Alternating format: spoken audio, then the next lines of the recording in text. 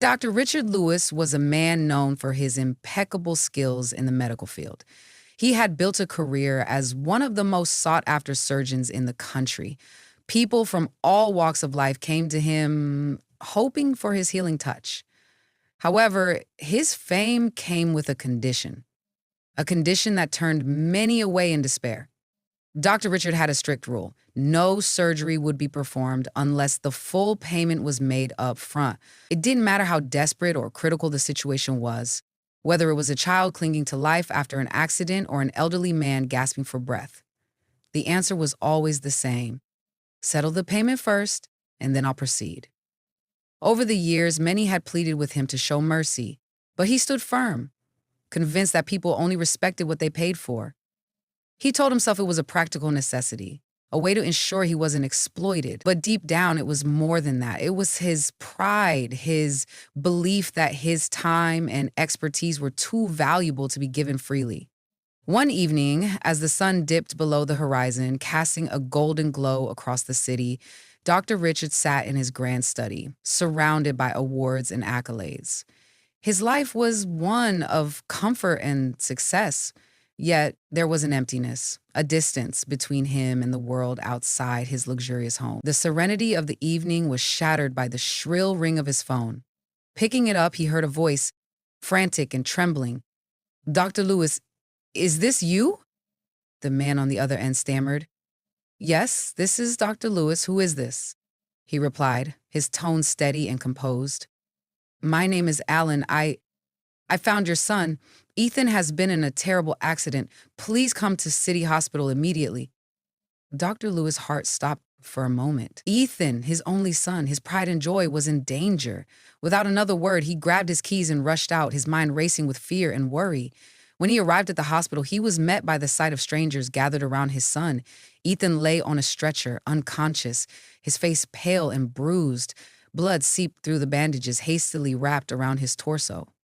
A doctor approached him, a grim expression on his face. "Ethan, Dr. Lewis, I'm Dr. Simmons. Ethan's injuries are severe. He needs immediate surgery if we're to save him," he said urgently. Dr. Richard's instinctive response slipped out before he could even think. "What will it cost? I'll need to ensure the payment is secured first." Dr. Simmons stared at him, disbelief and anger flashing in his eyes. "What are you talking about? This is your son. There's no time for this." But Dr. Richard, conditioned by years of his rigid principles, insisted. "Policies must be followed. I'll make the arrangements now." Dr. Simmons hesitated, then nodded reluctantly. "Hurry, we don't have much time." Dr. Richard rushed to the hospital's accounts department, his hands shaking as he fumbled with his wallet and insurance papers. Every second felt like an eternity. By the time he returned to authorize the surgery, nearly an hour had passed. Dr. Simmons was waiting for him outside the operating room. His face was pale, his eyes heavy with sorrow. "Dr. Lewis, we did everything we could, but the delay—" He paused, struggling to find the words. Ethan didn't make it. The world around Dr. Richard seemed to crumble. He stumbled back, his knees giving way as the weight of his actions sank in. His son, his only son, was gone. And the reason was clear. His own inflexible rule, the very practice he had enforced on countless others, had cost Ethan his life. In the days that followed, Dr. Richard could hardly bear to look at himself in the mirror. He was haunted by memories of the desperate families he had turned away, the lives he might have saved if only he had shown compassion. He remembered the tears of a young mother who had begged him to save her child, the anger of a man whose father had died because he couldn't afford the upfront fee. He had dismissed them all, hiding behind the shield of professionalism and policy. Now, he was one of them. A grieving parent whose child had been lost to indifference. Unable to live with the guilt, Dr. Richard made a decision to shut down his private practice and joined a public hospital where patients were treated based on need, not wealth. He began working long hours, often forgoing sleep to attend to emergencies. He vowed never to ask about payment again. Over time, his reputation changed. He was no longer the cold, unreachable surgeon, but a compassionate healer who would go to any lengths to save a life. Yet, no matter how many lives he saved, the shadow of his past lingered. Ethan's absence was a constant reminder of the price he had paid for his pride. Every night, as he walked the quiet halls of the hospital, he whispered a silent apology to his son, to the countless patients he had failed, and to himself. He had spent a lifetime building walls between himself and the world, only to realize too late that those walls had cost him everything that truly mattered. As the days turned into weeks, and the weeks into months, Dr. Richard found himself immersed in his work at the public hospital. The sterile, chaotic environment became both his refuge and his penance. Each patient he saved brought a flicker of solace, though it could never fill the void left by Ethan's absence. One night, as he sat in the dimly lit staff lounge, sipping a cup of lukewarm coffee, a young nurse named Emily approached him. She had been observing him for weeks, curious about the man who worked tirelessly yet carried a shadow of sorrow in his eyes. "Dr. Lewis," she said hesitantly, "I hope you don't mind me asking, but why do you push yourself so hard? You've done more than enough already." Dr. Richard set down his cup and looked at her, his face a blend of weariness and regret.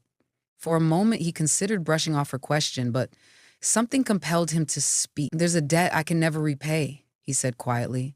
"A mistake that cost me my son. Every life I save is an attempt to make amends, though I know it'll never be enough."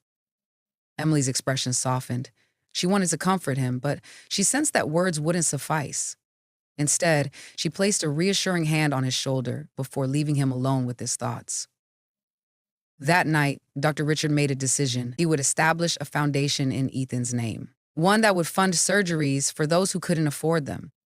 He reached out to friends, colleagues, and philanthropists, pouring his energy into creating a program that would ensure no one else had to endure what he had, losing a loved one due to financial barriers. Months later, the Ethan Lewis Memorial Fund was launched. It quickly became a beacon of hope for families in despair. Stories began to spread of lives saved, of children who were given a second chance, and of families reunited with loved ones. For the first time in years, Dr. Richard felt a faint sense of peace. But his journey didn't end there. One day, as he was walking through the pediatric ward, he met a little girl named Lily. She had a rare heart condition and needed immediate surgery. Her parents had been struggling to gather the funds until the foundation stepped in. As Dr. Richard prepared for her operation, he felt a deep sense of purpose. This was why he had chosen medicine, why he had endured the pain of his loss, to save lives, to honor his son's memory. The surgery was a success, and as Lily's parents tearfully thanked him, Dr. Richard smiled for the first time in what felt like an eternity. Ethan's face flashed in his mind, not as a source of pain, but as a guiding light. From that moment on, Dr. Richard dedicated himself fully to his mission, not just as a doctor, but as a man transformed by loss and redemption. The pain of losing Ethan would always be with him, but it no longer paralyzed him. Instead, it fueled him to ensure that no one else would have to endure such heartbreak. And so, his story became one of tragedy and hope, a testament to the power of change and the enduring legacy of love.